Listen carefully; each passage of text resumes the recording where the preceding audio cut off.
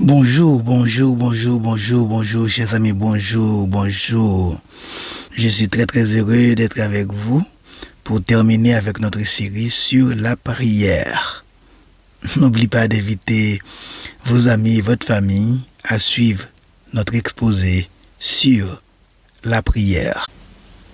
Mon ami, la prière n'est pas un opium pour endormir les peuples. On peut prier et travailler en même temps. On peut prier et agir contre l'oppression et la tyrannie en même temps. Néhémie et Esdras nous ont donné l'exemple. Ils priaient, travaillaient et étaient prêts à se défendre contre leurs adversaires en même temps. Néhémie 4, versets 16 à 18. Contrairement aux déistes, Montesquieu et Voltaire, nous disons que Dieu existe et qu'il se mêle de nos affaires. Dieu s'intéresse à nous. Il s'intéresse à nos besoins et à nos problèmes. Il est toujours disponible pour nous. Il est toujours disponible à nous écouter. N'hésitez pas à lui parler pour lui demander ce dont vous avez besoin. Chers amis, la prière est une expression de la foi. La foi imprègne la prière. La foi est inséparable de la prière. Prions, mes frères et sœurs. Demandons à Dieu ce dont nous avons besoin, car Dieu écoute et répond aux prières. Beaucoup de gens ont été délivrés des méchants à cause de la prière. À titre d'exemple, citons Mardochée, Esther et le peuple juif en captivité. Ces derniers, menacés de mort, ont prié et ils ont été délivrés du méchant Aman et de ses sbires. Josaphat et tout le royaume de Juda ont prié et ils ont été délivrés des armées de Moab, d'Ammon et des Maronites. Daniel a prié et Dieu lui a protégé de la gueule des lions.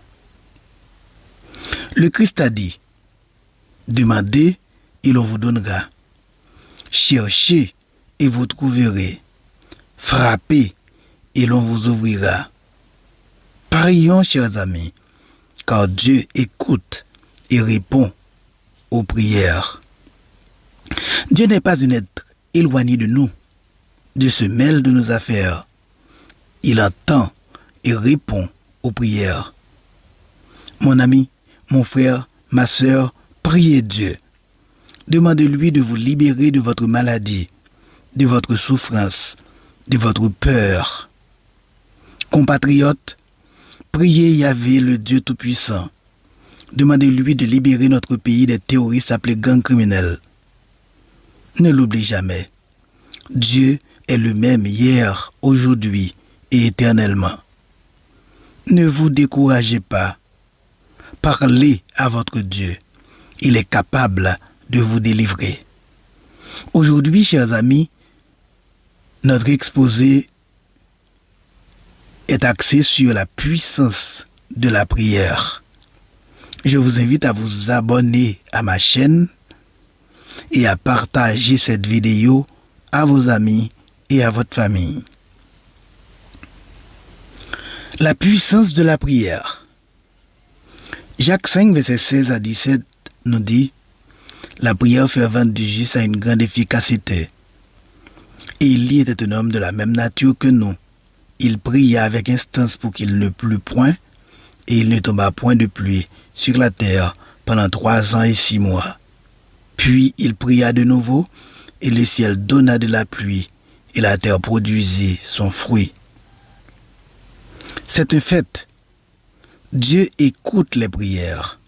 Il en tient compte et change les choses en réponse à celles-ci.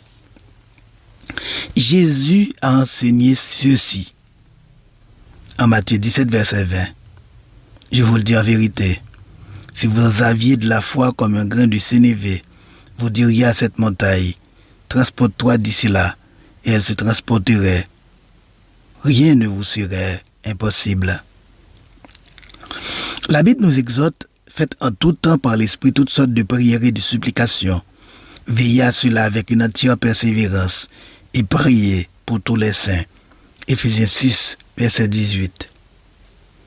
La puissance de la prière n'est pas liée à la personne qui prie, mais à Dieu. 1 Jean 5, verset 14 et 15 dit ceci. Nous avons auprès de lui cette assurance que si nous demandons quelque chose selon sa volonté, il nous écoute. Et si nous savons qu'il nous écoute, quelque chose que nous demandions, nous savons que nous possédons la chose que nous lui avons demandée. Dieu répond aux prières. Dieu répond aux prières qui lui sont adressées en accord avec sa volonté. Ces réponses ne sont pas toujours oui, mais c'est toujours pour notre propre bien. Quand nos désirs sont en accord avec sa volonté, nous finirons par nous en apercevoir. Quand nous prions passionnément avec un but précis, en accord avec la volonté de Dieu, Dieu répond puissamment. Nous n'accédons pas à la puissance de la prière en utilisant des formules magiques.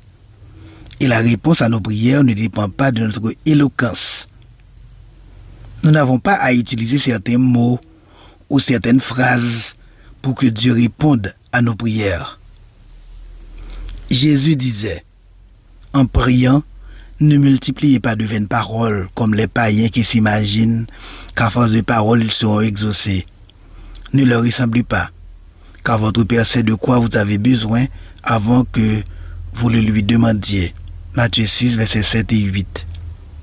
Tout ce que vous avez à faire, c'est de demander à Dieu de vous aider. Le psaume 107, verset 28 à 30 nous rappelle, dans leur détresse, ils crièrent à l'Éternel, et il les délivrait de leurs angoisses. Il arrêta la tempête, ramena le calme, et les ondes se turent. Il se réjouit de ce qu'elles s'étaient apaisées, et l'Éternel les conduisit au port désiré.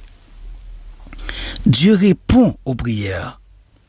Paul nous dit en Philippiens 4, verset 6 et 7, « Ne vous inquiétez de rien, mais en toutes choses, faites connaître vos besoins à Dieu par des prières et des supplications avec des actions de grâce. Et la paix de Dieu qui surpasse toute intelligence gardera vos cœurs et vos pensées en Jésus-Christ. » Chers amis, il faut se rappeler que la prière nous unit à Dieu. Prier, c'est se confier dans le Dieu qui ne change pas. Dans sa prière au psaume 23, David disait, « Je ne crains aucun mal, car tu es avec moi, Yahvé. » Par la prière, nous sommes bénis et sanctifiés. La prière nous aide à penser comme Dieu. Aucune prière ne reste sans effet. Au milieu des symphonies du cœur céleste, Dieu écoute les clameurs du plus faible des êtres humains. Prier, c'est ouvrir à Dieu son cœur comme on le ferait à son plus intime ami. La prière ne fait pas descendre Dieu jusqu'à nous, elle nous élève jusqu'à lui. La famille qui prie reste unie.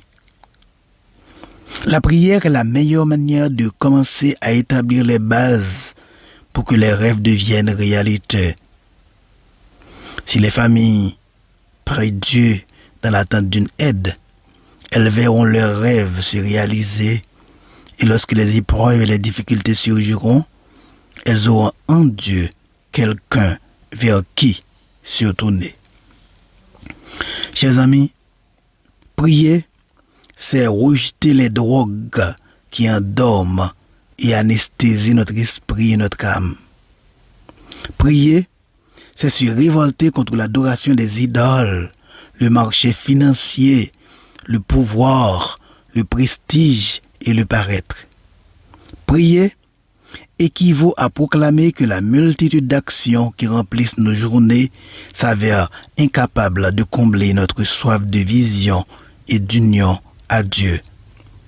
Prier veut dire que la vitesse et le tout de suite ressemble à l'écume des vagues de la mer qui passent sans laisser des traces.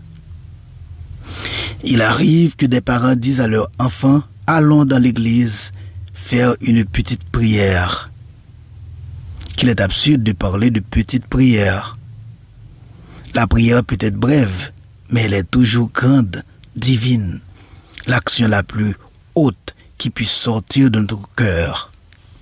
Durant sa vie terrestre, Jésus enseigna à ses disciples de quelle manière ils devaient prier. Il leur apprit qu'ils devaient exposer à Dieu leurs besoins journaliers et se décharger sur lui de tous leurs soucis. L'assurance qu'il leur donna de l'exaucement de leurs prières, il nous le donne aussi, chers amis. La parole de Dieu est pleine de récits qui décrivent la puissance de la prière dans différentes situations. Isaac priait et Rebecca conçut non seulement un enfant, mais deux. Genèse 25, versets 21 et 24. Manoach priait pour que Dieu lui envoie son ange et il fut exaucé. Juge 13, versets 8 et 9. La puissance de la prière a mis des ennemis en déroute. Psaume 6, versets 9 et 10. La puissance de la prière a vaincu la mort. 2 Rois 4, versets 3 à 36. La puissance de la prière a accordé la guérison. Jacques 5, versets 14 et 15. Et la puissance de la prière a chassé des démons. Marc 9, verset 29. Au moyen de la prière, Dieu ouvre les yeux des aveugles, change les cœurs, guérit les blessures et accorde la sagesse. Jacques 1, verset 5. C'est pourquoi je vous dis tout ce que vous demanderez en priant, croyez que vous le recevrez et il vous sera fait. Marc 11, verset 24. Êtes-vous malade? Avez-vous des problèmes économiques?